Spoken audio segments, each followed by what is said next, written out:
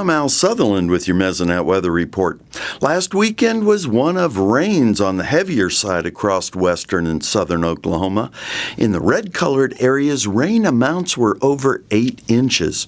Our recent rains have continued to pump up humidity levels. Two different results from higher humidities in the summer are widespread plant disease outbreaks and higher heat risk. Plant diseases thrive when air temperatures are warm and humidities climb above 85%. A map of peanut leaf spot hours gives us an idea of how many hours during the first 2 weeks of June have favored plant disease fungi. If you're wondering why your tomato leaves are becoming more spotted, leaf blight fungi are probably the reason. A leaf spot graph from Chandler shows the steady climb in disease hours since June 1st.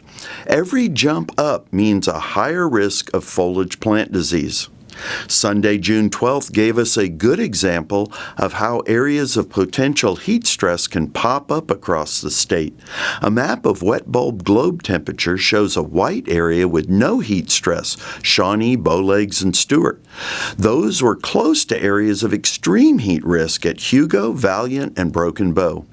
When heat risk is high, drink plenty of water and take more frequent outdoor activity breaks. Here's Gary with more on Oklahoma's moisture. Thanks, Alan. Good morning, everyone. Well, I have some great news. Take a look at this latest U.S. Drought Monitor map released this week.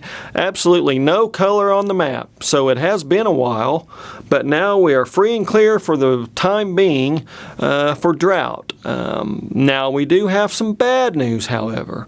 Let's take a look at the 30-day rainfall map from the Oklahoma Mesonet, and we see lots of great colors on there, lots of yellows and oranges indicating rainfall amounts from 5 to 10 inches. It's across southern Oklahoma, northeastern Oklahoma, out in west central even. But that's a problem because we also see lots of light greens and dark greens. Now those are areas that have seen less than 3 inches of rainfall or so over the last 30 days. Now take a look at that on the percentage of normal rainfall map, and here's where you get to see the problem. That's, in some cases, from 60% of normal to even down to as low as 40% or less than normal over that time frame. And that May through June time frame is the wettest time of the year in Oklahoma. So the problem that we get is when we lose out on our primary rainy season entering the summer, and it is blazing hot this week and it looks to continue that way for a while, we could be setting ourselves up for a flash drought situation.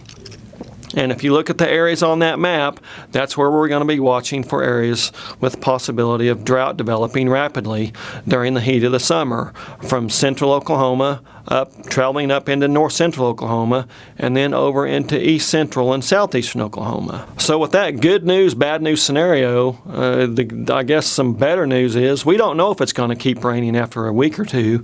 If it starts raining again, we won't have to worry about a flash drought. But I think it's definitely something we have to have on our radar, pardon the pun.